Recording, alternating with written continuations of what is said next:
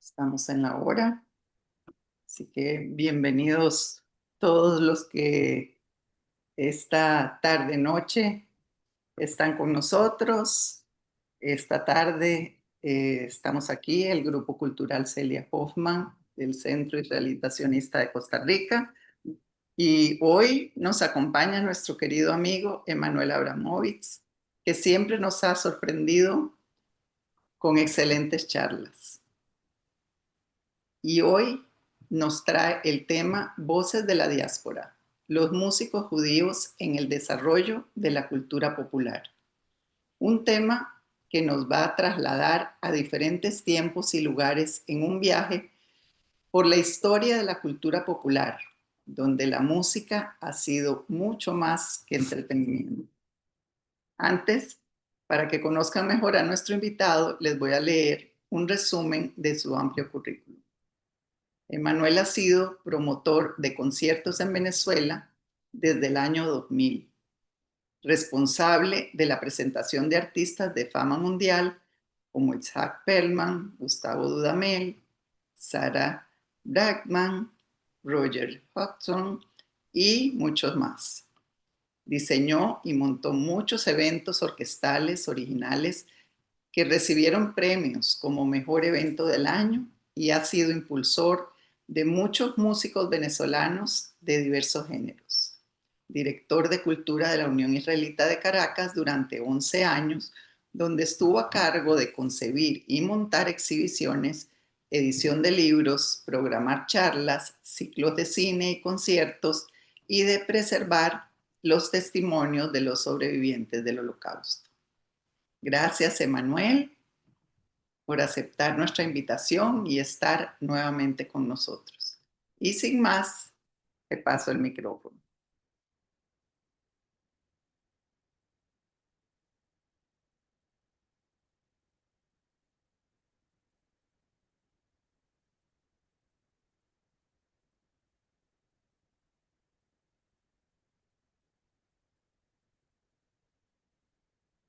Paso ahorita.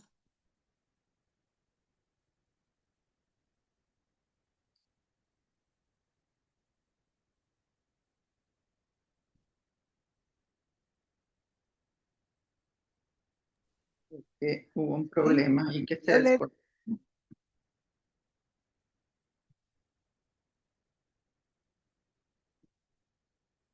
Manuel, es que parece que la conexión está inestable. Un minutito, vamos a tener un poquito de paciencia para ver qué pasó.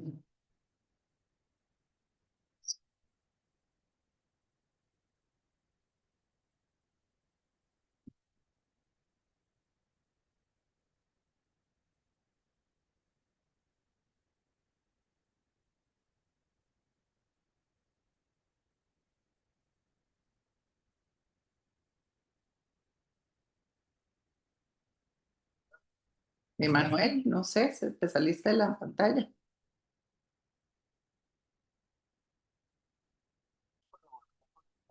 Ah, ok, ok, ok, ok, ok, perfecto. Bueno, disculpen, Emanuel se encuentra en México y está transmitiendo desde el hotel y parece que se fue la señal, están volviendo a conectar, así que demos unos minutitos que ya va a entrar de nuevo. Muchas gracias, un segundo.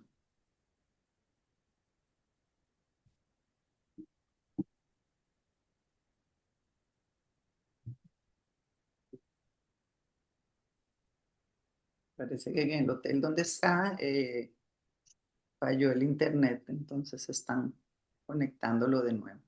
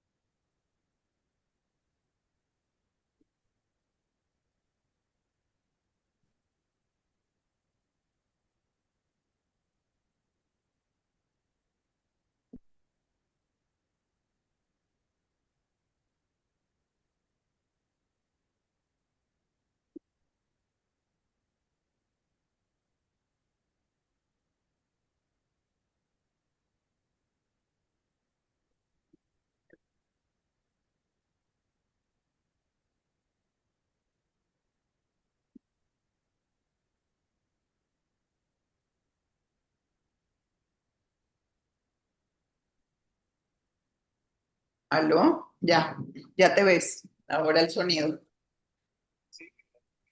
Ok, vamos a ver.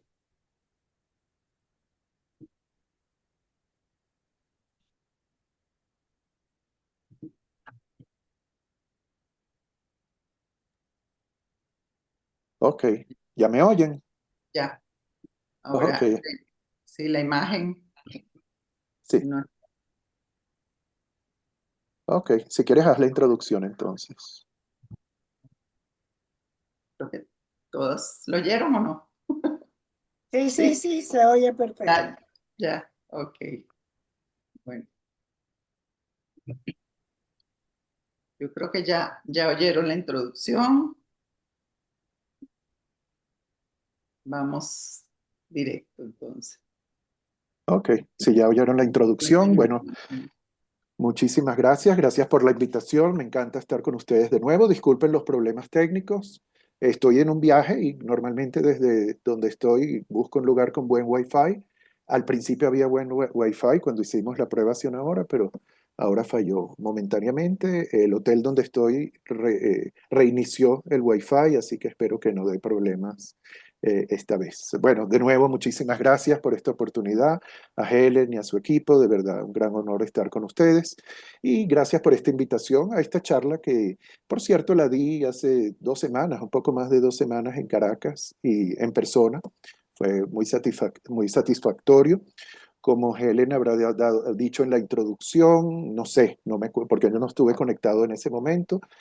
Mi nombre es Emanuel Abramovitz, nací en Caracas, hoy en día estoy residenciado en el exterior, pero viajo mucho por diferentes sitios y es un gran placer dar estas charlas de algo que comencé hace sí, más o menos 5 años con la pandemia, cuando muchos de nosotros tuvimos que reinventarnos.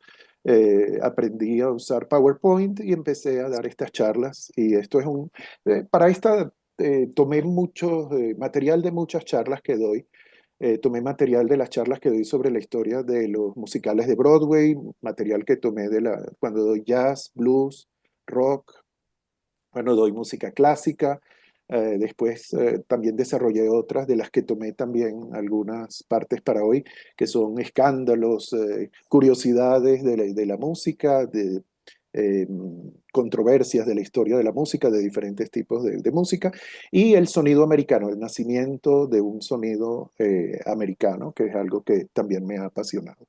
Así que, bueno, espero que disfruten, vamos a compartir esta información acerca de la presencia de músicos y talentos judíos durante gran parte de la historia, del desarrollo sobre todo de la cultura popular mundial, pero más o menos, básicamente la generada en Estados Unidos, que es donde llegó la mayor migración de judíos desde Europa.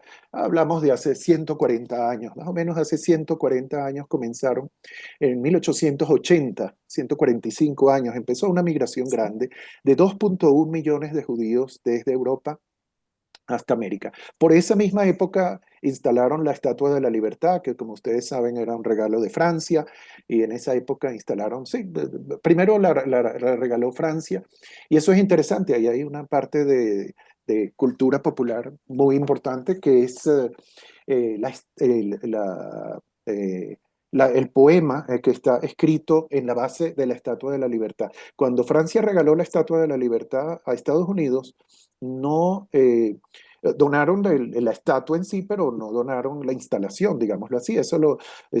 Fue una recolección de dinero de parte de los americanos. El gobierno no puso dinero, sino que lo abrió a donaciones. Y una chica judía que había seguido una trayectoria muy interesante, ella era sefardí. ¿Se acuerdan que los judíos fueron expulsados de España a final del siglo XV? De España fueron expulsados y fueron a Portugal. De Portugal, 5 años más tarde, más o menos, fueron expulsados y se fueron a Holanda. De Holanda muchos judíos tomaron barcos y se fueron a Brasil.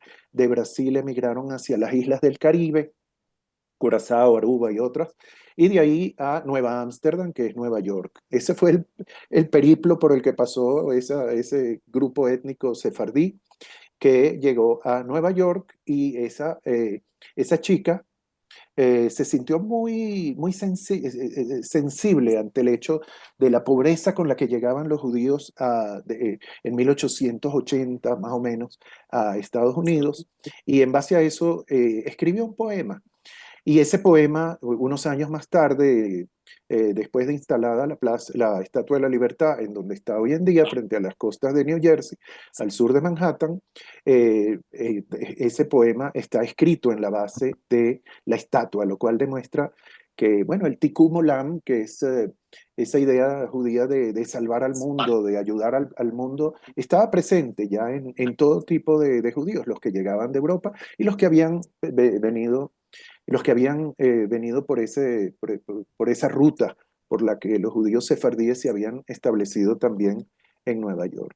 Bueno, los judíos de esos 2.1 millones de judíos de los 1880 hasta 1920 llegaban a una isla donde se cambiaban sus nombres, ponían sus nombres más anglo o dejaban sus nombres originales, vivían y se fueron a vivir en una zona muy pobre de Nueva York, que así se veía hace más o menos 120 años, 130 años. Esa parte, aquí está una foto de cuando fuimos a visitar esa zona hace 3 años y nos llamó la atención que no había nada que recordara que recordara que ahí había habido un barrio judío. Me desilusionó mucho. Había un lugar como este de Pickles, por ejemplo, el Pickles World se llamaba, muy al estilo judío, los pickles, los encurtidos, pero era un lugar de 1980, o sea, era un lugar relativamente reciente. Sin embargo, pues yo los invito a que me escriban en el chat cómo se llama este lugar, que queda ahí en esa zona, en el Lower East Side de Nueva York, y estamos comiendo ahí un deli. ¿Cómo se llama ese sitio? Escríbanlo en el chat, porque es muy popular. Seguro que alguien lo conoce. Y lo único que encontré, si ven ahí arriba, déjenme arrimar un poquito este cartel por si acaso molesta. Déjenme ocultarlo un poco. Ok, ven ahí unas letras en hebreo, en yiddish. Recuerden que el alfabeto yiddish es el mismo hebreo, donde venden tumbas y venden lápidas y esas cosas. Fue el único cartelito en hebreo que encontré. O sea, me disolucionó mucho eso de que me llamó la atención. Eso nos dice también que los judíos llegaron a América, a Estados Unidos, para adaptarse, para vivir una época en una zona, adaptarse, pero luego integrarse a la sociedad americana. Porque si uno camina un poquito, si uno ve, esta es la zona del Lower East Side, donde vivieron los judíos al principio, durante esos 40 años. Todos pasaron algunos años ahí, después emigraron a otras zonas, muchos a Brooklyn, pero muchos se esparcieron por todo Estados Unidos. Fíjense que al lado está la pequeña Italia y al lado está Chinatown. Si uno va a la pequeña Italia todavía ve muchos recuerdos de que ahí había un barrio italiano, hay muchos restaurantes italianos, etcétera. Pero si uno va a Chinatown al lado, uno se sumerge totalmente, está inmerso totalmente en la cultura china. Así que me desilusionó mucho y me llamó la atención eso de que no había muchos recuerdos en el Lower East Side de que ahí habían vivido tantos judíos. Los judíos cuando llegaron trajeron el teatro yiddish. Perdonen que muchos carteles, o sea, más bien todos los carteles que van a ver de mis diapositivas están en inglés. La razón es porque yo doy, por cada charla en español, doy 30 en inglés. Entonces, más bien a veces me va a costar trabajo encontrar el término en español porque estoy mucho más acostumbrado a dar estas charlas en inglés, aunque me encanta, me gusta muchísimo más darlas en español, me sale mucho más fluido, obviamente, porque es mi lengua materna. Los judíos de Europa se trajeron sus tradiciones, y entre sus tradiciones trajeron literatura, trajeron una gran cultura, pero a la vez eran muy pobres, no eran profesionales de carreras técnicas, científicas, eran básicamente comerciantes. Sí tenían una cultura yiddish muy fuerte, y entre ellos trajeron también una cultura de teatro muy interesante y de música muy rica. El teatro yiddish floreció hace 120, 130 años, hasta 1920, 1930, en que fue desapareciendo. Esos mismos, o sea, porque al final de esa gran emigración de 2.1 millones de judíos, hubo restricciones y se cortó la inmigración de judíos.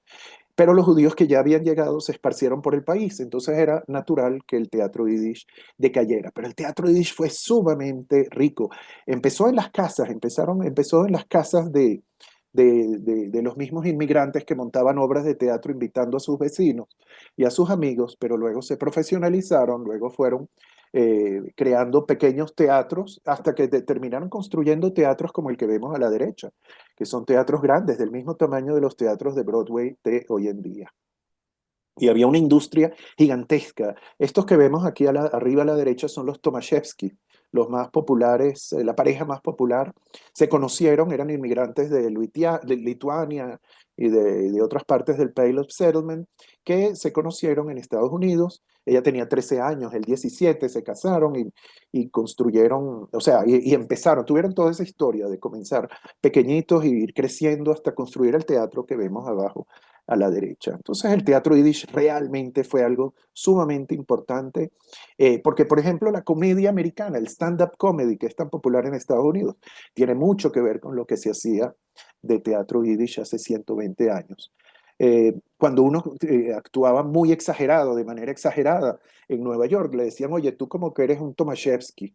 Los Tomaszewski, por cierto, tuvieron un nieto, tuvieron un hijo y ese hijo tuvo otro hijo. Ese nieto es Michael Tilson Thomas, un muy famoso y de alta reputación, director de orquesta de hoy en día, muy importante en Miami, que es director y por muchos años fue el director principal, ahora es director, vamos a decir, no ad honorem, sino por sus tantos años, uno de los fundadores del New World Center y la New World Symphony, que es una escuela, una orquesta sinfónica muy importante en Miami y una escuela de educación de tipo conservatorio de música clásica muy importante en Miami. Todo viene de los Tomaszewski, de la pareja más famosa de teatro yiddish de esa época. Los judíos, como dijimos, se van expandiendo, van adquiriendo, van aprendiendo nuevas profesiones, algunos se gradúan de abogado y muchos de ellos que se graduaron de abogado son los que crearon las compañías de publicación, de publishing, de las agencias de registro de la música, las agencias de registro de la propiedad intelectual. Esos edificios estaban un poco más al norte que esa zona de downtown donde estaba, eh, donde se habían establecido los judíos al principio. Estamos hablando de más o menos la calle 28, en la calle 28 con Broadway. Así se veían esos edificios. Fíjense si pueden leer en pantalla que dice Music Publishers, compañías de publicación, o sea, de registro de la propiedad intelectual de música. Así es como se ve este edificio, por cierto, el mismo edificio se ve así hoy en día. En esos edificios había muchos pianos, porque muchos jóvenes en esa época encontraron un buen recurso, o sea, una buena manera de ganarse la vida componiendo música, escribiendo canciones. Iban a estos lugares con sus nuevas canciones y las registraban. Registrarla significa vendérsela a la agencia, o sea, hacer un contrato con la compañía estas de publishing companies, donde ellos compraban la canción o compraban los derechos de comercializar esa canción. Entonces iban muchachos jóvenes como Gershwin o Irving Berlin. Gershwin, por ejemplo, tocaba el piano muy bien, iba para allá y mostraba la canción que le había compuesto y la mostraba en el piano. Luego venía otro muchacho que había escrito otra canción, pero no sabía muy bien tocar el piano, pero había escrito la partitura y Gershwin también la tocaba. Entonces Gershwin, una de sus primeras profesiones, fue demostrador de música. Eso se llamaba songpluggers en aquella época. Como había muchos pianos y mucha gente demostrando nuevas canciones, perdón, ¿a quién se lo van a vender? O sea, ¿cuál es el mercado? Si hay un mercado es porque hay una necesidad. La necesidad en esa época era la gente que compraba pianos y tenía pianos en su casa. Eso era un mercado nuevo, la gente estaba creciendo, la clase media en Estados Unidos, era popular que la gente comprara un piano en su ascenso social de la clase baja a la clase media, compraban un piano y era importante tener a alguien en la familia que supiera tocar piano. Había música religiosa, cristiana o judía en las casas, pero también había la necesidad de música popular. Otro mercado eran los shows de Broadway o los shows de vaudeville. El vaudeville o el vaudeville era una forma muy popular de entretenimiento en esa época que demandaba también nueva música. Así que esos compositores judíos jóvenes que encontraron, y digo judíos porque muchos de ellos resultaron ser judíos porque encontraron tenían muchas barreras para entrar en otros negocios y no tenían una alta educación profesional, así que se dedicaron, encontraron un escape o encontraron una ruta para para tener un buen nivel de vida en el entretenimiento. Y ese es el caso de muchos jóvenes judíos que los vamos a mencionar a continuación. Como había esos pianos en esas oficinas y tocaban el piano y sonaban varios pianos a la vez, el que iba caminando por la calle oía un pim pam pum que venía de diferentes direcciones y alguien dijo, esto es el Tin Alley, en español podría llamarse, este es el callejón de las bandejas de hojalata o de las poncheras para los venezolanos, de las poncheras de hojalata o las tinas de hojalata, algo así, porque sonaba como pegarle a unas cacerolas o a unos recipientes de hojalata. Así nacieron canciones. Muchos compositores judíos como Albert von Tilzer se combinaron con compositores no judíos como Jack Norworth y escribieron la canción más popular del béisbol, que es el pasatiempo americano más popular. Ups.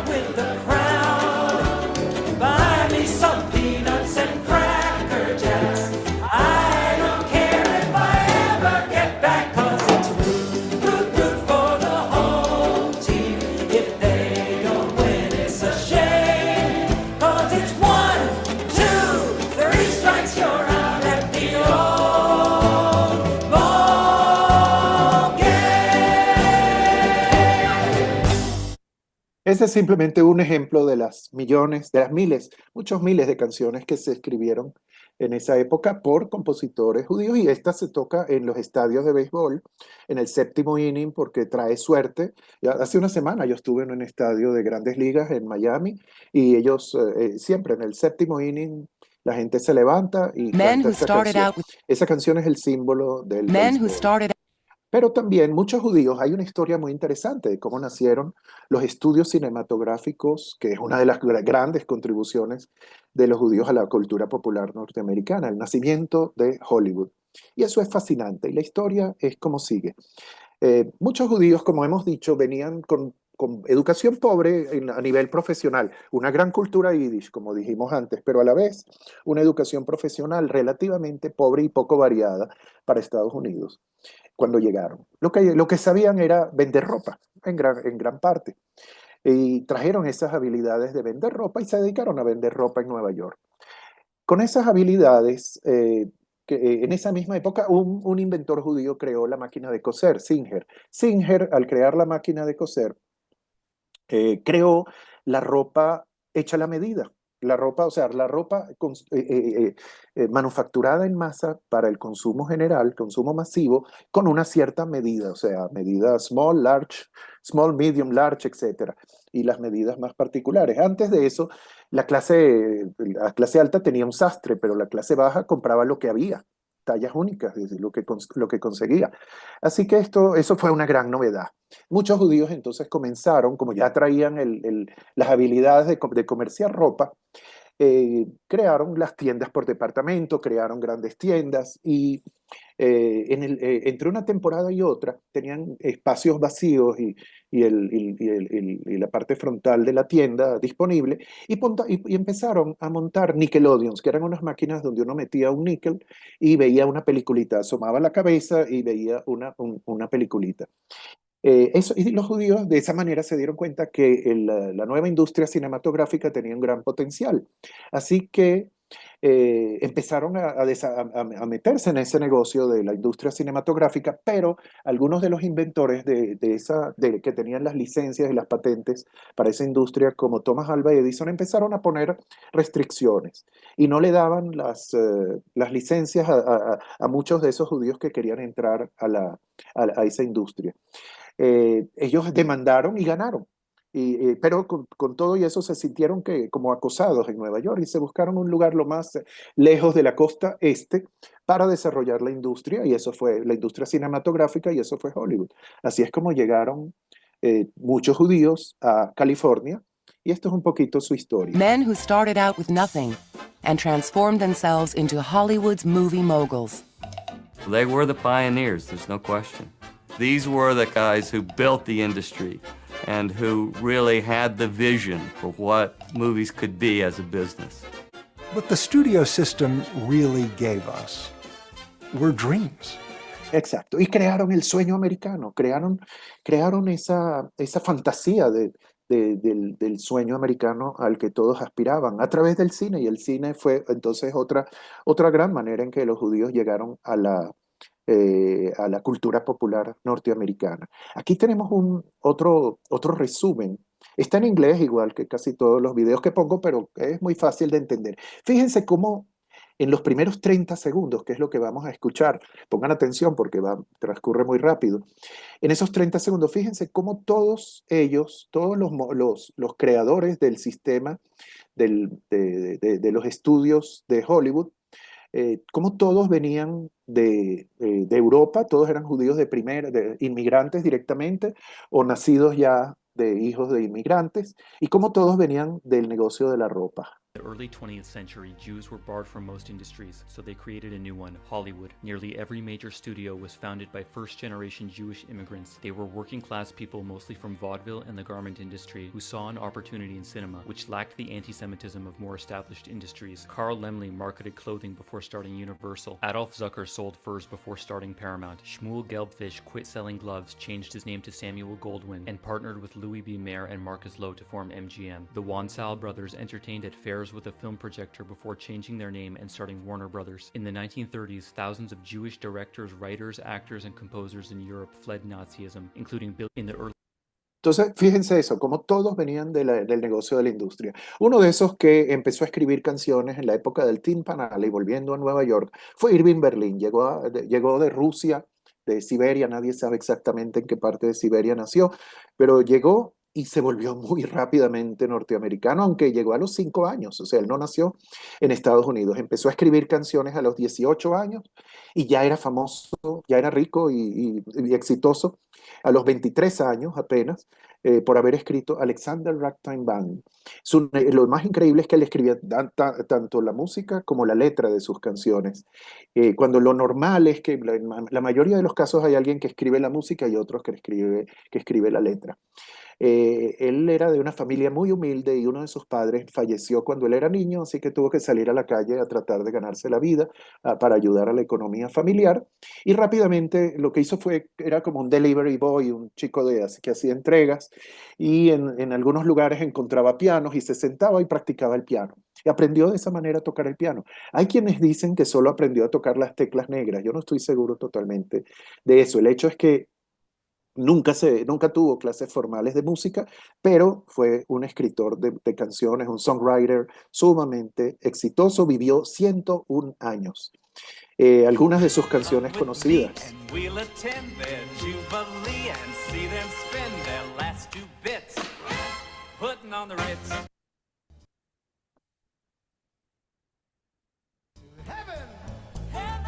Yes, I'm in heaven. And my heart beats so that I can hardly speak. And I seem to find the happiness I seek when we're out together dancing cheek to cheek. I'm dreaming of a white Christmas.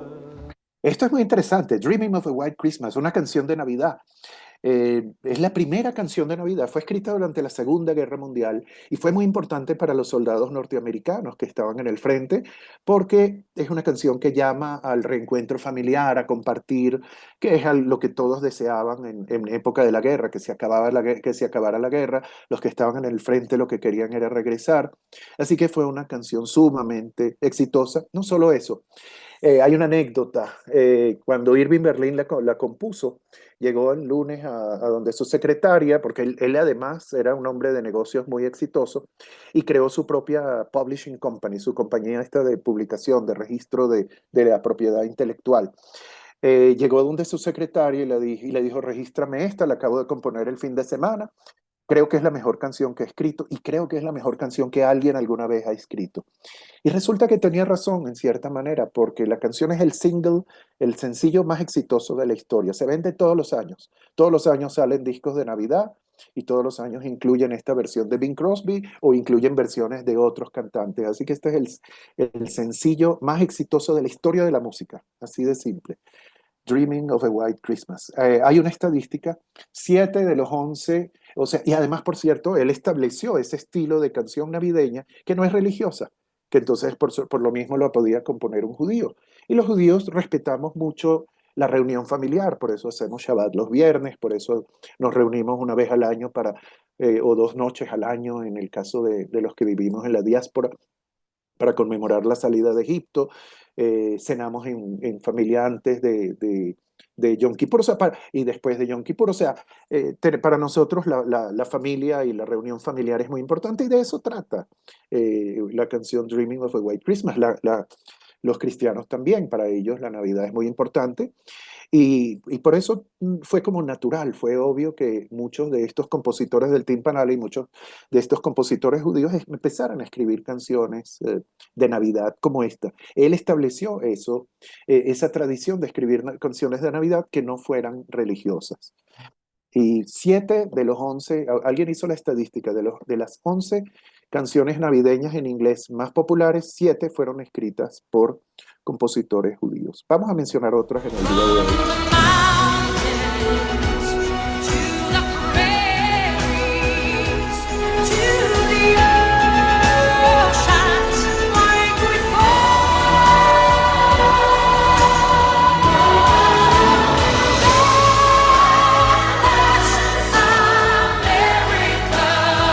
God Bless America, la canción más popular, la canción patriótica más importante de Estados Unidos. También se canta en algunos estadios de grandes ligas, cuando no es Take Me Out to the Ball Game, la que oímos antes, es esta escrita por Irving Berlin, la que se canta en el 7º inning para traerle suerte al equipo de la casa. En todos los juegos I've said this before.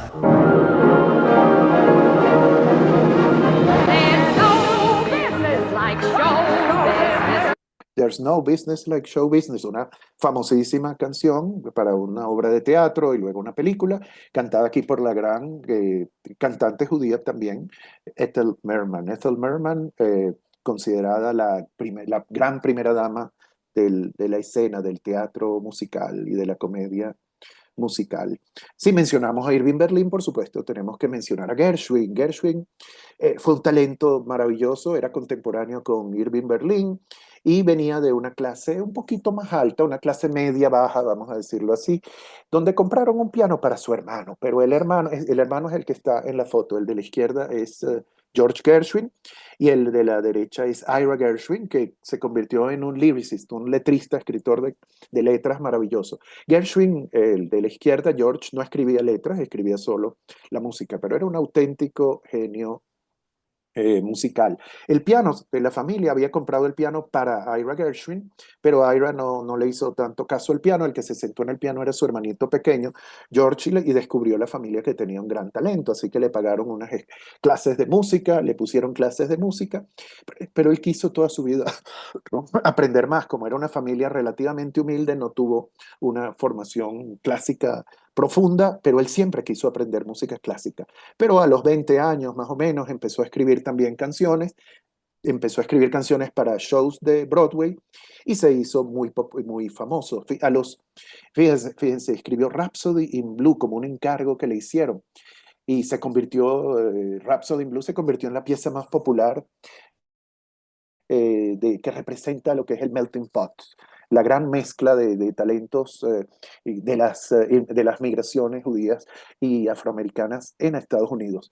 El melting pot, como sabemos, es eso, es la confluencia de diferentes etnicidades en lograr el milagro americano y la gran mezcla que produjo tanto talento, o sea, que tanto talento produjo la tradición de la cultura popular norteamericana, como el jazz, como el rock, como la música popular del mundo que está tan influenciada por la música de Estados Unidos. Eso nació gracias a esta mezcla, gracias a estas migraciones de judíos, de italianos, de irlandeses por el lado de Europa, pero también hubo una migración interna de en Estados Unidos, que es la migración de los negros, que una vez que se independizaron, no se independizaron, que se emanciparon de la esclavitud en los 1860, después de la Guerra Civil, eh, eh, perdieron su fuente de ingresos, perdieron su fuente de empleo, quedaron en la ruina, igual que quedó todo el sur en la ruina, las plantaciones en las que ellos trabajaban. Así que emigraron al norte sumamente empobrecidos, pero trajeron esa música la trajeron a Nueva York. Y Gershwin era un apasionado, y casi todos estos músicos judíos, o todos estos músicos judíos del Tin Pan Alley, de la época del Tin Pan Alley, eran grandes apasionados por esa música. Escribió obras clásicas como Rhapsody in Blue, que se mezcla tanto con el jazz y que forma parte de la cultura popular, no solo de la alta cultura, que incluiría más, que sería más la música clásica, también como An American in Paris, un americano en París, o Swanee. Pero Swanee es un ejemplo de la música que él hizo, que lo hizo más popular antes de poderse dedicar a escribir música un poco más seria, llamémoslo así.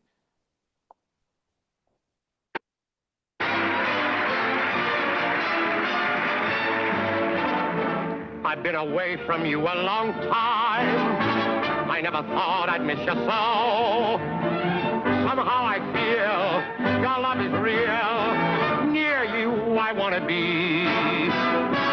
The birds are singing, it is song time. The banjo's strumming soft and low. I know that you yearn for me too. Ok, ese es Swanee, y esa es la canción más popular en su época, no es popular hoy en día. Y fíjense que Al Jolson, que era el intérprete, se pintaba de negro la cara. Eso era una forma, eso venía de una tradición norteamericana de lo que llaman el minstrelsy show, o los minstrels, los juglares sería la traducción. El minstrel era la forma de entretenimiento más popular del siglo XIX en Estados Unidos, en la que músicos blancos se pintaban la cara de negro y cantaban y tocaban instrumentos, y era una burla hacia los negros. Hoy en día eso es un tema un poco tabú, sensitivo, pero todavía estaba de moda cuando Gershwin escribió música, por lo menos si no el show de minstrelsy que era tan insultante hacia los negros. Lo que sí todavía estaba de moda era pintarse la cara de negro para algunas presentaciones, como las que tenía Al Jolson, que también, por cierto, era un intérprete judío y era el intérprete más exitoso de los años 20. Hoy en día lo conocemos más por The Jazz Singer, ¿no? El cantor de jazz, la película donde él representa el hijo de un cantor judío, pero que ya no quiere, de un Hazán, pero que ya no quiere ser Hazán, sino quiere cantar jazz. Es un símbolo de esa integración de los judíos a la cultura popular norteamericana, al mainstream norteamericano. Como estamos hablando de Gershwin, hay que mencionar que Gershwin era un hombre de increíbles talentos. Recuerden que yo no estoy haciendo hoy algo demasiado estricto, demasiado académico, sino estoy un poquito brincando de unos temas a otros para hacer un poquito más entretenida la charla. Pero podemos mencionar en ese sentido que Gershwin tenía grandes talentos, como por ejemplo pintar. Lo que vemos a mano derecha abajo es un autorretrato de él. Él mismo se pintó, él aprendió a pintar con un primo de él, que se convirtió ese primo no solo en su maestro de pintura, sino en su asesor de pintura, y le ayudó a comprar este Modigliani que vemos al fondo en esta foto, en la pared, al lado de su piano. Él tenía un retrato de Modigliani. Él compró dos Modiglianis, por cierto. Modigliani era un pintor judío, por cierto, italiano, que también murió en la misma época, muy joven. Gershwin murió increíblemente, 37, 38 años cuando murió Gershwin, increíble. ¿Qué hubiera sido de la música? Es algo que siempre los expertos se preguntan. ¿Qué habría pasado en la música del siglo XX si alguien tan importante y tan influyente como Gershwin no hubiera muerto a los 38 años? Él compró dos Modiglianis. Este era verdadero, el que vemos ahí, pero compró otro Resulta que el manager de Modigliani vio que el gran potencial de los cuadros de Modigliani, pero Modigliani vivió muy joven, así que el manager contrató a varios pintores expertos para que pintaran Modigliani falsos y vender más Modiglianis. Y uno de esos también lo compró Gershwin. Entonces, pero este que vemos en el fondo sí es un Modigliani verdadero. Y compró un Picasso. Cuando compró este Picasso, le escribió una carta a Picasso. Él y su primo le escribieron una carta. Por favor, señor Picasso, le anexamos una foto del cuadro de Picasso, del cuadro suyo que compramos. Queremos saber si es auténtico, que si nos puede emitir un certificado de autenticidad de este cuadro. Y Picasso no respondió. Le escribieron una segunda carta. Y Picasso sí respondió y les dijo, sí, es un cuadro auténtico. Y los dos primos se preguntaban, oye, ¿por qué Picasso habrá necesitado dos cartas en vez de una? Y Gershwin, que sabía muy bien de su gran potencial, de su gran talento, dijo, bueno, seguramente es que el señor Picasso quería dos autógrafos de Gershwin.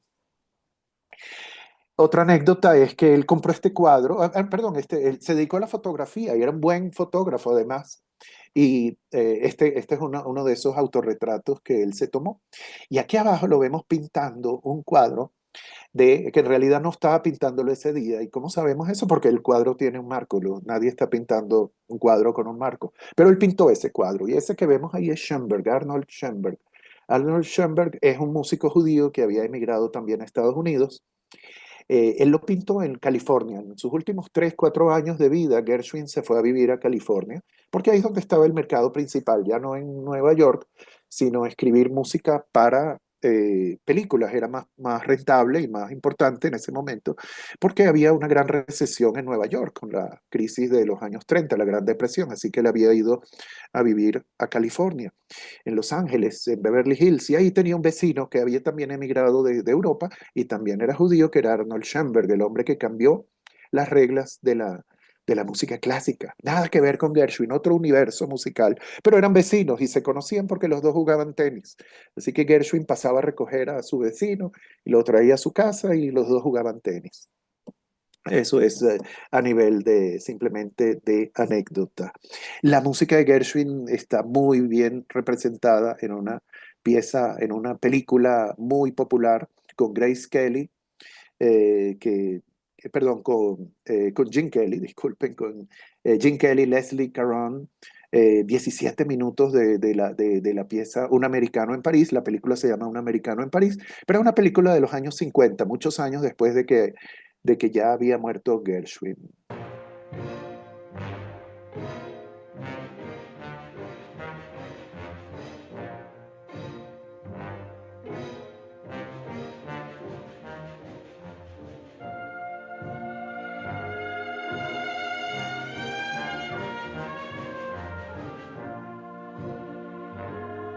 Esto es fascinante porque empieza como si fuera un blues o un spiritual, una música como un gospel. Es música totalmente, música clásica, pero con jazz, con blues y con música, definitivamente con música que venía de los negros. Así empieza Un americano en París y así transcurre la pieza Un americano en París. Por eso es que Gershwin es el perfecto ejemplo del melting pot norteamericano. Gershwin no fue el primer judío que murió joven. Otro que murió a los 30 y tantos años y que era gran músico y que tenía también un talento para la pintura fue Felix Mendelssohn. Como anécdota les comento, vivió 100 años antes unos 90 años antes que Gershwin, en Europa, en Alemania, y era nieto de un gran filósofo judío también. Un representante de lo que fue la Haskalah, el momento de emancipación y de iluminación del pueblo judío, cuando el pueblo judío fue aceptado, por lo menos en el centro de Europa y durante algunas décadas en el mainstream europeo, en la cultura principal europea. Volviendo a Gershwin, Gershwin se hizo muy amigo de Irving Berlin, de quien ya hemos hablado de los dos se hicieron grandes amigos, y Gershwin le pidió a su primo, que recuérdense que su primo era su asesor de pintura, que comprara un Chagall, y compró este Chagall. Él quería un rabino, un cuadro de Chagall de un famoso pintor judío europeo, Marc Chagall, y consiguió, su primo le dijo, no conseguí un rabino, pero conseguí un hombre ortodoxo, y a Gershwin le gustó mucho y trajo este cuadro de Europa para Estados Unidos, y le pidió a Irving Berlin, mira, vamos a posar, cuando Irving Berlin lo visitó en su casa, vamos a posar como el judío del cuadro, como el judío ortodoxo del cuadro. Ahí están estos dos músicos con esa misma pose. Pero esa era una época muy difícil para los músicos judíos al mismo tiempo. Fíjense lo que Henry Ford publicaba en un periódico que él tenía allá en Detroit, y él metía un ejemplar de estos periódicos, un ejemplar en cada carro que vendía. Y él escribía en ese periódico que era dueño, que él lo compró para escribir contra los judíos. Él escribía cosas así: la música popular es un monopolio de los judíos, el jazz es una creación de los judíos. Luego dice, fíjense este insulto directo a Gershwin: the soundpluggers of theater, los demostradores de música para el teatro, para vaudeville y para la radio, son los agentes pagados de las agencias de canciones judías, esas agencias de publicación de propiedad intelectual de las que hablamos. Henry Ford está diciendo que esas agencias se confabulaban con los demostradores de música, que era el perfecto ejemplo de lo que era Gershwin. O sea, que esas agencias y talentos como Gershwin ¿cómo se llama? Se combinaban para desmoralizar, para dañar la moral de la sociedad americana. Ese tipo de insultos, o sea, ese tipo de prejuicios había hacia los judíos en esa época. Virgil Thompson, un gran compositor no judío, un gran compositor norteamericano, escribió acerca de Gershwin en esa época. La música de Gershwin en 1935, cuando salió la única ópera que escribió Gershwin, que fue Porgy and Bess, él escribió, es una mezcla en la batidora, en la licuadora de Israel, África y las islas gaélicas, o sea, judíos, negros e irlandeses. Fíjense que dice... mire, el material es derechito del melting pot. En eso tiene razón, es derecho del melting pot. Para nosotros hoy en día el melting pot es una gran cosa. Para él es algo insultante. O sea, para él el melting pot es un origen impuro. Fíjense lo que como por la forma insultante en que él lo dice. Fíjense que él dice, no nos sorprende en vista de la impureza de sus fuentes musicales. O sea, el melting pot es para él algo de fuentes impuras. Ese es el tipo de prejuicios que había hacia los judíos en ese momento, y muchos de ellos fueron atacados por eso, pero el público no se comía esos cuentos. La gente, por suerte, el público disfrutaba de los grandes talentos que venían del Timpanali y de los musicales de Broadway y de estos compositores judíos que cambiaron para siempre, gracias a su combinación con los talentos afroamericanos. Cambiaron para siempre la historia de la cultura popular norteamericana. Hubo actrices muy famosas como Fanny Brice, que iban representaban en el teatro de Broadway de los años 20 y 30, tanto los roles tristes como los roles alegres, con un gran talento. En esa época también, o durante todo el siglo XX, los teatros de Broadway, muchos de ellos fueron construidos por la familia Schubert. La familia Schubert apostó por el gusto popular, por el teatro popular en vez de por el teatro serio, llamémoslo así, por los dramas, ese tipo de obra teatral. Se fueron por la obra musical, por la comedia musical en un principio, pero luego también por el teatro musical serio. Eran dueños, hace 100 años ellos tenían 86 teatros en Estados Unidos, y en los años 30, en los años de la depresión, cuando perdían mucho dinero por cada obra de teatro que montaban, decidieron mantenerse abiertos, perdiendo aún más dinero que si cerraban las puertas. De esa manera mantuvieron a sus empleados y no se murieron de hambre. Y por los años 50 ya habían presentado 1000 shows diferentes en sus teatros.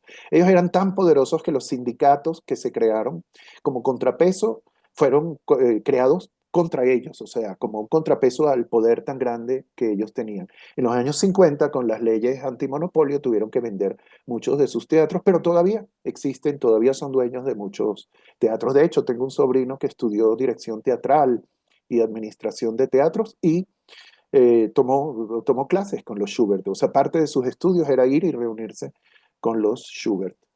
En esa época también otro judío muy importante, George White, creó un tipo de show que se basaba en la belleza de las mujeres y de lo buenas bailarinas que eran. Hacían colas larguísimas para participar en esos shows, para hacer los castings, las audiciones para calificar para estar en estos shows que se llamaban los George White Scandals. Hubo grandes comediantes en esa época, también de origen judío, como Eddie Cantor, que era comediante, bailarín, cantante, actor, escribía su música y escribió libros también al final de su vida. Al Jolson ya lo mencionamos, el cantante más popular y mejor pagado de los años 20, pero hoy en día más conocido como por ser el actor principal de un cantor de jazz. Volviendo de la película Un cantor de jazz, El cantor de jazz, que es el primer talking picture, la primera película hablada, la primera película en que se sincronizaba la voz con la imagen que se veía en pantalla. Gershwin, además de conocer a Irving Berlin y a otros, conoció a Jerome Kern. Jerome Kern, otro gran compositor judío de la época, un poco mayor que él, pero hicieron gran amistad. Y de hecho, este cuadro a la derecha es Jerome Kern pintado por Gershwin. También pintado en California, en esos últimos años de Gershwin, que vivían los dos en California, que todos estos judíos se habían ido, todos estos grandes compositores de las obras de Broadway se habían ido a California para escribir las canciones de las grandes películas de esa época, como esta. Vamos a ver esta que es muy famosa, escrita para una obra de teatro, pero que se utilizó en una obra, en una película. Casi todas las canciones estas son muy reconocibles, Fred Astaire y Ginger Rogers, los dos más famosos cantantes y bailarines, sobre todo bailarines, de los años 30, 40 y 50.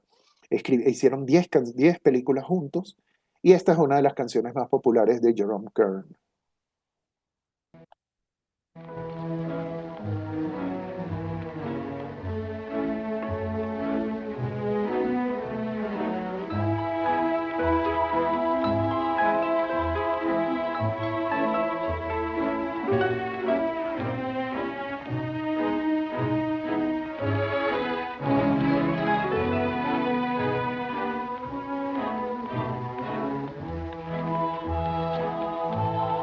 Muy famosa, estoy seguro que todos la conocen.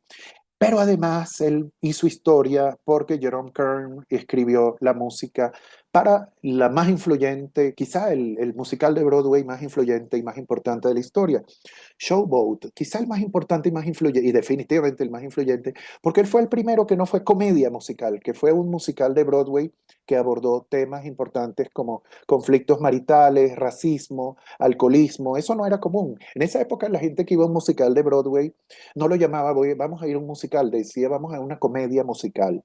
Y quedaba en Broadway, pero ellos decían, let's go to musical comedy. Eso era la actividad y así se llamaba ese tipo de teatro. Pero a partir de aquí, el teatro se vuelve serio, aunque todavía los siguientes años, como vino la Gran Depresión, el crash de Wall Street, todavía la gente necesitaba entretenimiento más que obras serias, pero esta obra fue un hito y marcó el primer momento en que el teatro de Broadway se hizo serio. Esta es una de las más famosas canciones de ese musical.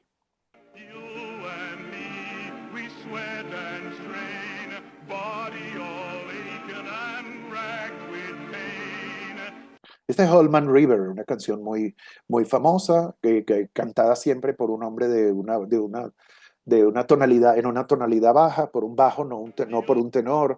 Este caso es Paul Robeson, que además de un gran atleta al principio, luego un gran actor y cantante, fue un activista por los derechos civiles sumamente importante en Estados Unidos. Pasémonos un poquito al mundo del jazz, y tenemos que muchos judíos empezaron a incursionar también en el jazz. Y Benny Goodman tiene varios méritos muy importantes. Introdujo el jazz, fue uno de los grandes músicos que hicieron que el jazz fuera no solo arrabalero y una música de las clases populares bajas, sino que fuera aceptado por el mainstream americano, o sea, fuera por la cultura principal norteamericana y por la cultura popular norteamericana. Pero otro gran mérito de Benny Goodman fue incorporar a músicos negros en su banda, un mérito sumamente importante. Él fue el primero que invitó, por ejemplo, a Teddy Wilson y a Lionel Hampton, músicos negros, a formar parte de orquestas donde los músicos eran blancos. Eso es importantísimo, es como Jackie Robinson en el béisbol, o sea, el que rompió la barrera de integrar a músicos de otras razas en las orquestas blancas de la época del swing. Sumamente importante ese mérito de Benny Goodman. Pero Benny Goodman no era el único clarinetista y líder de banda importante de origen judío. Tenemos también a Artie Shaw. Artie Shaw, su nombre verdadero era Arthur Jacob Arshavsky. Fue también un gran clarinetista y era un verdadero creyente. Era judío y era un gran creyente, pero era un gran creyente en la institución del matrimonio. Tanto así que se casó 8 veces. Estas son 4 de sus esposas: Lana Turner, Ava Gardner, Doris Dowling, Evelyn Case, 4 de las actrices, o las 4 actrices más bellas de Hollywood, fueron esposas de Artie Shaw. Artie Shaw se retiró de la música a los 43 años. Vivió 80 años, 84 años, pero a los 43 se retiró de la música. No sé si estaba ocupado con los divorcios o qué, pero se retiró muy joven. Era además deportista y además tenía otros intereses intelectuales. Bueno, así como se casó 8 veces, se divorció 5 veces y 3 matrimonios fueron anulados. No tengo la menor idea de qué razón, o sea, o cómo se anula en ese caso un matrimonio, pero fue el caso del gran Artie Shaw. And now, ladies and gentlemen, our own version of Cole Porter's Begin the Begin.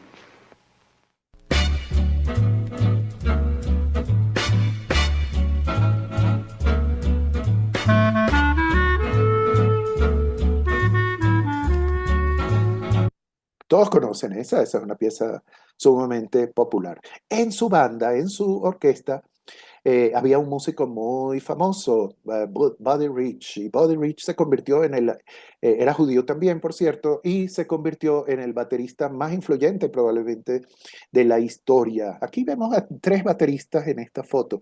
Fíjense, Buddy Rich, el otro gran baterista de la época es Gene Krupa, y hay un tercer baterista, Mel Tormé. Buddy Rich es fantástico. La forma que él agarraba las baquetas es la forma en que la agarran los bateristas de rock, no en la forma clásica de los jazzistas. Y entre eso y muchas otras causas, se convirtió en el baterista quizá más influyente de la historia. Ese tercer baterista que aparecía en aquella foto es Mel Tormé. Mel Tormé, famoso como arreglista, baterista, cantante, escritor de libros, compositor de canciones como esta que vamos a escuchar a continuación. And so I'm offering this simple phrase to kids from 1 to 92. Although it's been said many times, many ways, Merry Christmas to you. Merry Christmas to you. Merry Christmas, la canción, otra de las 3 o 4 canciones más populares de Navidad, también escrita por un escritor, por un songwriter, por un compositor judío, en este caso Mel Tormé, gran amigo de Buddy Rich, que había tocado con Artie Shaw, que tocaba clarinete. Fíjense, estoy tratando siempre de encontrar algo en común entre los músicos. Así que esto es un pequeño resumen de esta historia que estamos contando, que es lo siguiente. Esto es Gershwin con una parte de la obra de Porgy and Bess, donde él dice, It ain't necessarily so, pero fíjense la melodía, It ain't necessarily so, la misma melodía de Baruch et Adonai Hameborah, que es el llamado a la Biblia, el llamado 3 veces a la semana a abrir el arca y leer la Biblia, leer la Torá. Es muy interesante porque él está diciendo, It ain't necessarily so, él está diciendo, no es como lo dice la Biblia, pero lo usa, fíjense que sarcasmo, o sea, que chutzpah un poco, que atrevimiento, usar la melodía litúrgica de llamar a leer la Biblia para decir no es como lo dice la Biblia. Esa es parte anecdótica de la historia de cómo él escribió Porgy and Bess, su única ópera.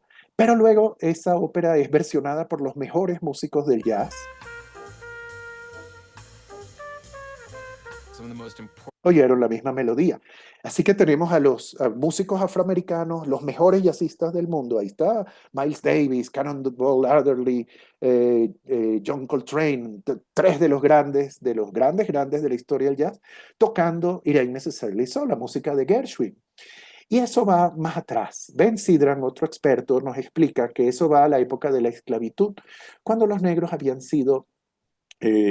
logrado la emancipación, la libertad de la esclavitud, pero eran muy pobres y no tenían historia propia y adoptaron la narrativa que encontraron en la Biblia, porque en su pobreza fueron a refugiarse a las iglesias, y en las iglesias cantaban su música, y esa música se convirtió en los famosos espirituales, el gospel y los spirituals norteamericanos, y el blues, de ahí nació el blues, de la parte menos religiosa, digámoslo así, de esos cánticos nace el blues, y de ahí se nutre Gershwin para escribir su ópera y toda su música es con una gran influencia de los negros. De hecho, él fue al sur y se pasó varios meses estudiando la música de los negros del sur para regresar a Nueva York y escribir su única ópera, que es de donde sale It Ain't Necessarily So, y es de donde sale Summertime, la pieza más popular del jazz.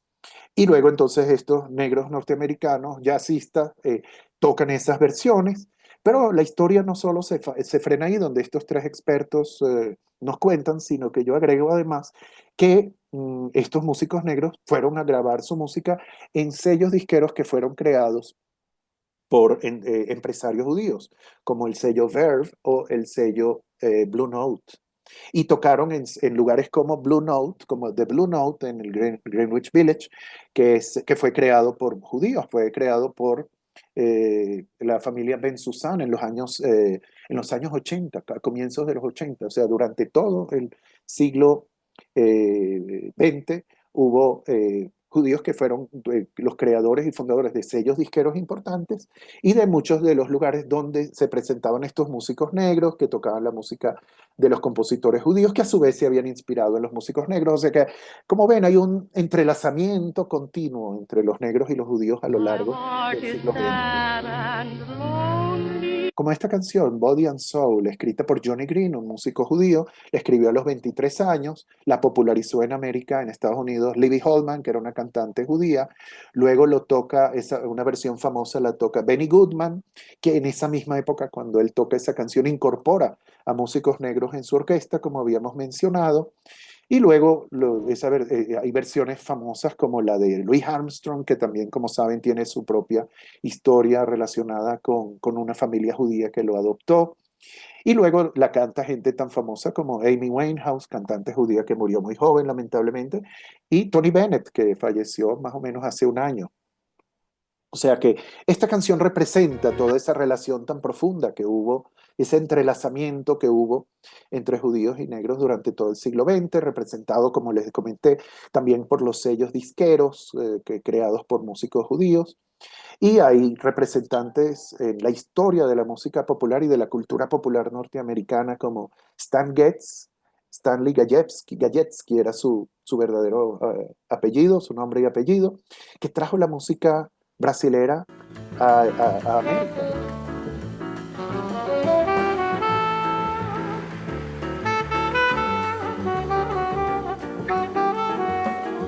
Ustedes recuerdan, ese es uno de los muchos ejemplos de esa música que trajo Stan Getz lo trajo Antonio Carlos Jobim, a Joao Gilberto y otros grandes exponentes de la música brasilera a Estados Unidos. No todos son los grandes protagonistas, también en los pequeños detalles, las pequeñas historias, como esta mujer que es nieta del barón de Rothschild. Ella era descendiente directo del fundador de la casa Rothschild, que como saben fue una familia muy importante en esa época de lo que llamamos la apertura, cuando los judíos pasan a formar parte del mainstream europeo, en este caso, 100 años antes que en Estados Unidos.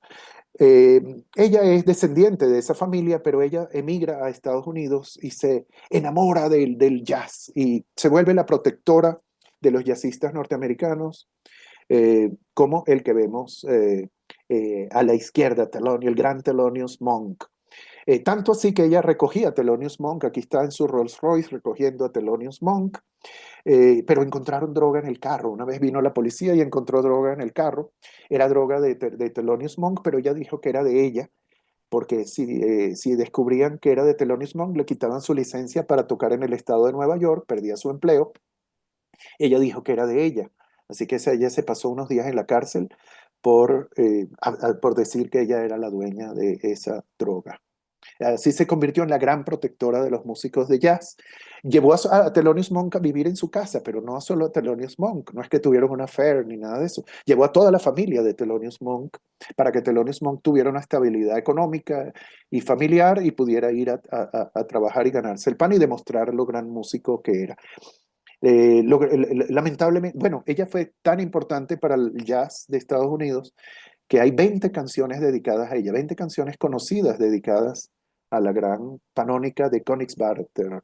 Panónica es un tipo de mariposa, su papá era aficionado de las mariposas, la llamó Panónica, y Königswarter es el apellido de su ex esposo, que ella mantuvo hasta el final. Se le conoce como la baronesa de jazz, ese es un libro que escribió su sobrina, y es fabuloso la historia de ella. Otro músico del jazz, pero que se volvió más famoso aún como director de orquesta, es André Previn. Aquí lo vemos con, bueno, él se convirtió en uno de los grandes directores del siglo XX, director de muchas orquestas famosas y sinfónicas. Por cierto, no se casó tantas veces como Artie Shaw, pero se casó 5 veces y se divorció 5 veces. Una de sus famosos matrimonios es la que ven abajo a la derecha. Escríbanme el nombre de ella en el chat, por favor. Muy famosa actriz, con quien tuvo varios hijos naturales y hijos adoptados. Aquí vemos una niñita, si ven abajo, hay una niñita que él tiene en sus brazos. Esa niñita creció y se casó con un famoso cineasta. Díganme, escríbanme en el chat cuál es ese famoso cineasta que se casó con esta niñita cuando esta niña creció, pues, cuando ya era adulta. El jazz norteamericano sigue con la presencia de muchos judíos que han sido importantes. Este es particularmente uno de mis músicos favoritos hoy en día. Si yo le pregunto a Spotify cuál es la música que yo oigo más frecuente, es la de este músico, Bill Frisell. Y miren lo que dice aquí de Bill Frisell, este libro que se escribió sobre él y se publicó hace un año. El guitarrista que cambió el sonido de la música norteamericana. Y es cierto, o sea, la influencia de él y el peso de él en el sonido norteamericano, en el jazz y en cualquier tipo de música hoy en día es grande. Vamos a leer si escribieron. Artie Shaw, Woody Allen y Mia Farrow, exactamente, Joseito. Esos eran una de las esposas de André Previn, o Previn, fue Mia Farrow, pero también ella luego fue esposa de Woody Allen, y Woody Allen se divorció de ella y se casó con la hija adoptiva de Mia Farrow, con André Previn. Terminada nuestra sección de chismes, seguimos con la presentación. Son las 6:10 en mi reloj. Sería 8:10 para ustedes. Me quedan unos 15-20 minutos de presentación. Pero mientras tanto que estén disfrutándola y que disculpen si es mucha información y mucha densidad de información, pero espero realmente que estamos de verdad apenas arañando la superficie de lo que es la presencia judía en la cultura popular mundial. Por cierto, dos veces he podido conversar un rato. Como ven, esto fue durante la pandemia. Pude conversar brevemente con el gran Bill Frisell. Y hay una presencia muy importante hoy en día de músicos judíos y de músicos particularmente israelíes haciendo vida en Estados Unidos, ganadora de muchos premios como la mejor clarinetista masculina o femenina, o sea, femenina o masculina del jazz, la gran Anat Cohen.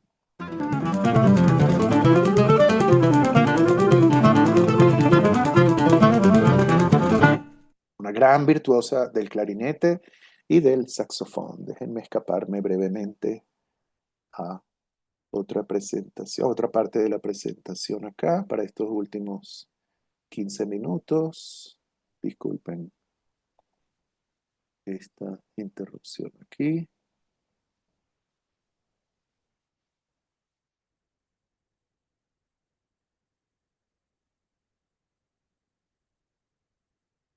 Porque como por lo mismo que les digo que tengo mucha información, tengo que repartirla en diferentes PowerPoints para que no sea tan, para que no, para que mi computadora no se trabe.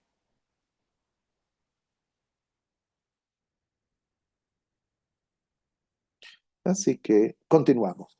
Los años 30, de los que ya hemos hablado, eran épocas en la que, de la Gran Depresión, y los judíos incursionaron como en muchos otros aspectos del negocio, del entretenimiento, como Walter Winchell, que se convirtió, para los venezolanos, lo compararíamos con Chepa Candela, un periodista de chismes que tenía un gran poder, una gran influencia en Estados Unidos. Él creó slang, él creó vocabulario de la época del jazz, él mismo lo inventó y tenía gran poder, era gran amigo de políticos, de empresarios, de gente del bajo mundo, y era muy temido por su gran círculo de influencias. Ya que hablamos antes de Jerome Kern, de Irving Berlin, de Gershwin, también hay que mencionar a Rodgers y Hart.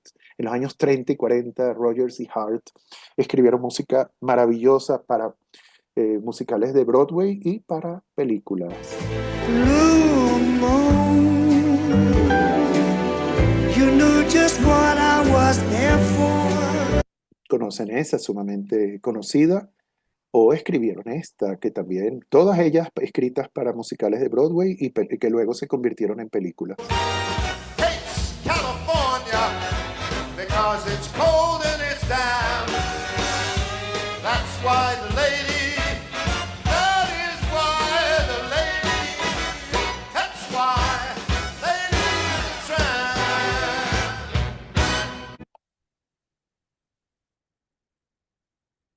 I'm wild again, beguiled again, a simpering, whimpering child again, bewitched, bothered, and bewildered am I.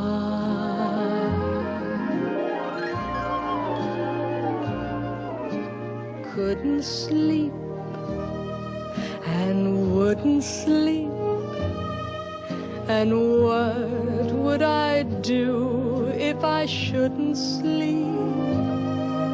Bewitched, bothered, and bewildered am I. Maravillosa, la gran Rita Hayworth, y esta escena tan hermosa y sensual. Ya entendí cuando vi esta escena, cuando preparé esta charla hace varios años, entendí por qué mi papá era tan gran fan de Rita Hayworth. Y por último, como último ejemplo de la gran música de Rodgers y Hart, esta versión de My Funny Valentine.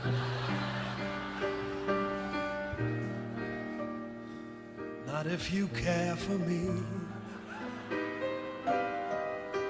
Stay, little Valentine, stay.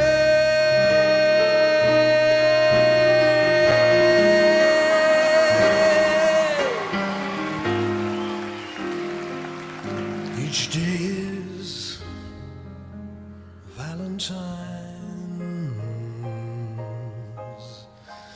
Day.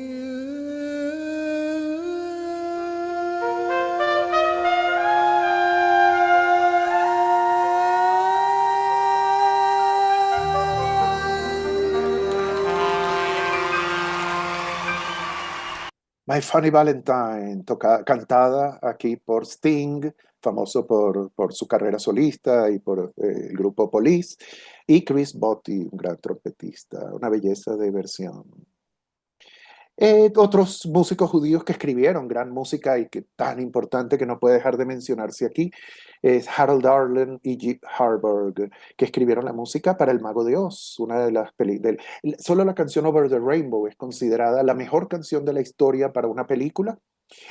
Y la canción para algunos organismos, o sea, para algunas organizaciones, considerada la canción más importante de todo el siglo XX, Over the Rainbow, de la película El Mago de Oz.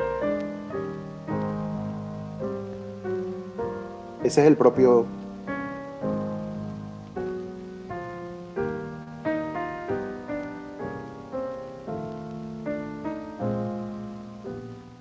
Ese es el propio Harold Arlen tocando en el piano Over the Rainbow. Esta es la escena en que Judy Garland canta esta canción, 1937, uno de los momentos más famosos de la historia del cine. Pero el compositor con el que él escribió esta canción, Over the Rainbow, y todas las canciones de esta obra y de muchas otras, del Mago de Oz, el que escribió la letra es Jeep Harburg. Y Jeep Harburg es famoso también por haber escrito una canción que es una de las primeras canciones populares de protesta.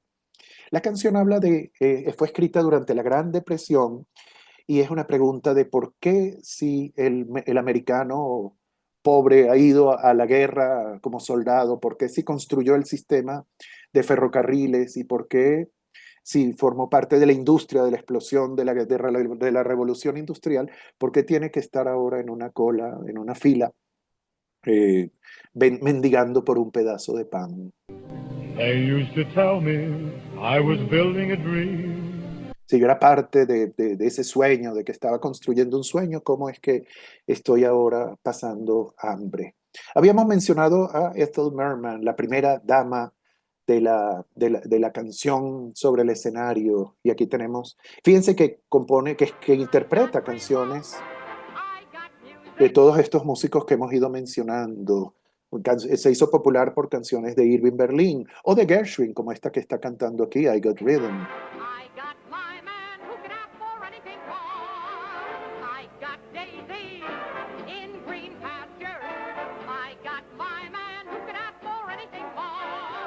Good authors too, who once knew better words, now only use small letter words, writing prose. Anything goes. Es gracioso, porque esta es una canción, esta y la que viene ahora, I Get a Kick Out of You. Déjenme ponerla aquí. Me at all, so tell me why should it be true that I get a kick out of you? I Get a Kick Out of You. Estas dos canciones últimas son de Cole Porter. Cole Porter no era judío, pero él le preguntaron una vez, ¿cuál es tu secreto? Porque de tus grandes composiciones, él era extraordinario. Y él dijo, yo hago lo mismo que todos los demás que están alrededor mío. Yo hago música judía, yo escribo canciones judías. Y es cómico y es sarcástico, pero él está diciéndonos que él está siguiendo la misma fórmula, y es la fórmula esa que mencionamos hace un rato, de la influencia de la música afroamericana, y cómo los judíos habían incorporado sus tradiciones musicales a la tradición afroamericana, a la tradición negra, y habían hecho el melting pot, y habían hecho cambiado para siempre la historia de la cultura popular norteamericana, con un gran efecto en la cultura popular mundial. Cole Porter, al decir eso, nos está diciendo indirectamente que él seguía esa misma fórmula, y por eso quería también mencionar a Cole Porter en esta charla. Y tuvo una carrera tan larga, Ethel Merman, que también cantó canciones de un músico y compositor que cambió la historia de los musicales de Broadway varias décadas más tarde, como Stephen Sondheim.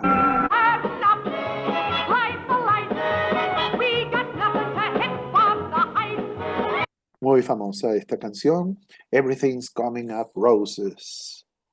Mencionamos a Richard Rogers hace unos minutos, pero su compañero Larry Hart murió. Déjame ver la hora.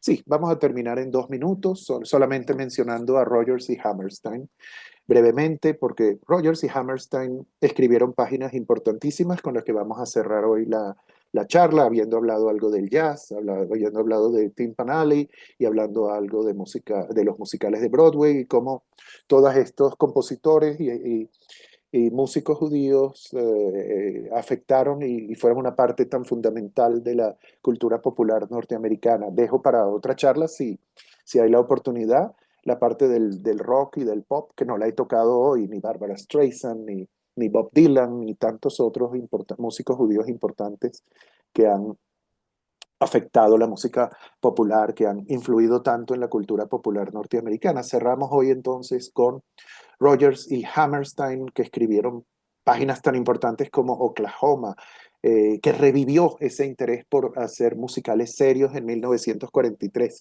Cada día hay una estadística que cada día en Estados Unidos se está representando Oklahoma en 600 lugares diferentes en Estados Unidos. Teatro profesional, teatro aficionado, perdón, colegios, en actos de fin de curso de colegios.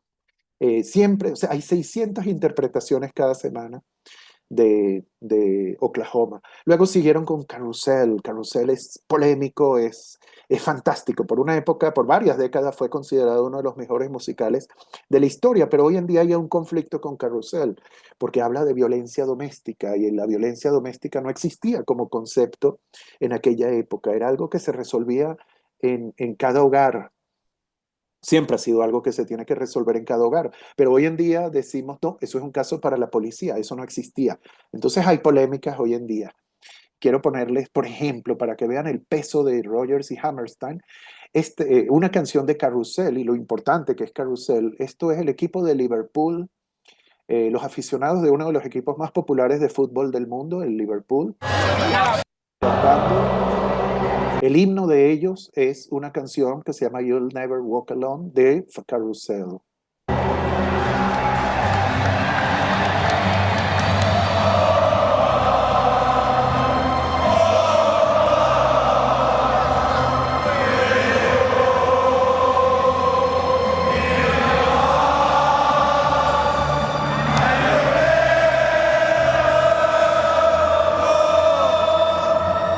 Creo, por cierto, que es un futbolista egipcio.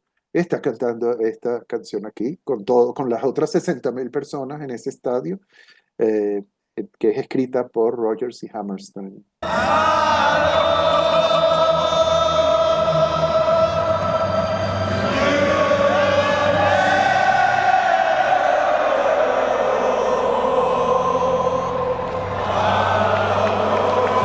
You'll Never Walk Alone, del musical, del controversial musical famoso Carousel. Pero miren además otro uso que tuvo esta canción. Durante la pandemia, un anciano de 99 años, se dedicó a cantar esta canción en el jardín de su casa, haciendo 50 recorridos por el jardín de su casa para recoger lo que él esperaba, $30,000 para ayudar a los enfermeros que estaban muriendo en la época del COVID.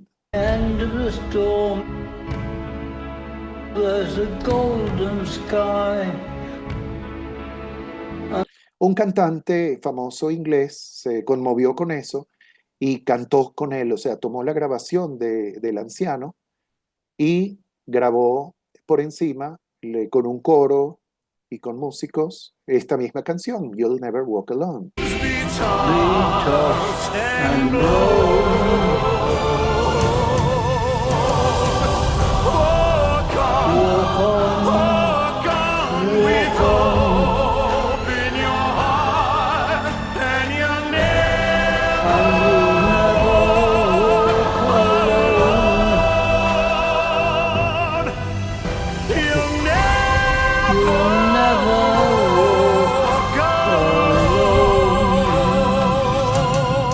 Para ayudar, todo eso fue para ayudar al señor mayor a recoger dinero.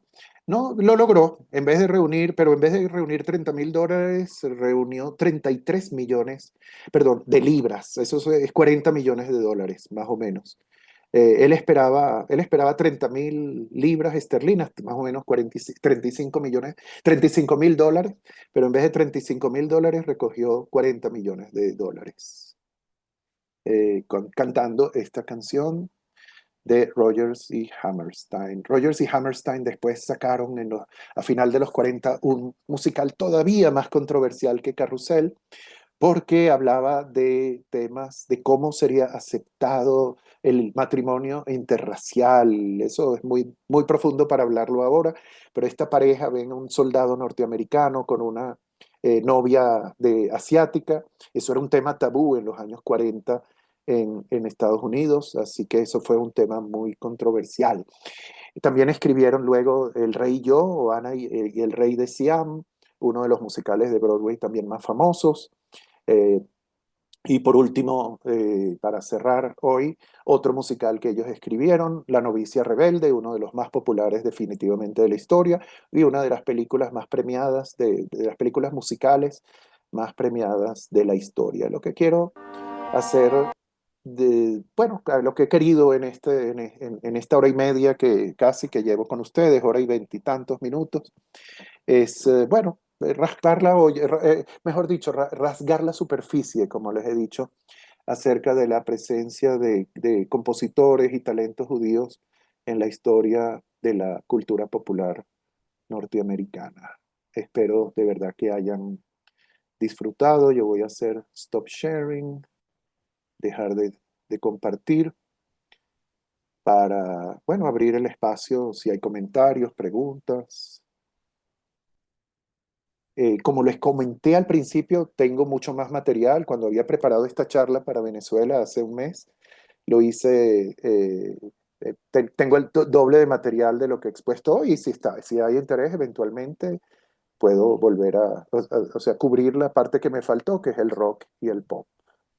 Hoy me he concentrado un poco más en Broadway y en el jazz. Voy a leer el chat. Agradeciendo en el chat. Bellísima tu charla, Emanuel, y maravillosa como siempre. Gracias por tu amable invitación. Buenas noches a todos. Ok. Gracias, perdonen si fue muy extensa, y espero que nos volvamos a ver. Gracias por los hermosos comentarios que estoy leyendo en el chat. Excelente. Sí. Los aprecio mucho. Muchísimas gracias. Gracias. Bueno, la verdad. Muy lindo. Estoy leyendo muchos otros comentarios. De verdad lo aprecio mucho. Bueno, gracias de nuevo por esta oportunidad. Muchísimas gracias, Emanuel, por esta conferencia tan maravillosa, donde hemos disfrutado y aprendido que el aporte judío a la cultura popular ha sido significativo. A través de compositores, arreglistas, intérpretes, productores y todos los que han participado en este gran campo del lenguaje de la música, dejando definitivamente en la historia una huella importante. La experiencia judía en la diáspora ha sido, la verdad, una huella imborrable. Y sigue siendo, la verdad, porque es música que la seguimos oyendo y se seguirá oyendo por siempre, de verdad. Siempre nos encantan tus conferencias, tus charlas, súper, súper bien documentadas, y de veras te agradecemos muchísimo, Emanuel. Y bueno, esperamos más adelante la segunda parte. Cómo no, con gusto. Muchísimas gracias de nuevo por la oportunidad. Nos acompañan hoy. Gracias de nuevo, gracias por los hermosos comentarios, y nos veremos pronto. Gracias.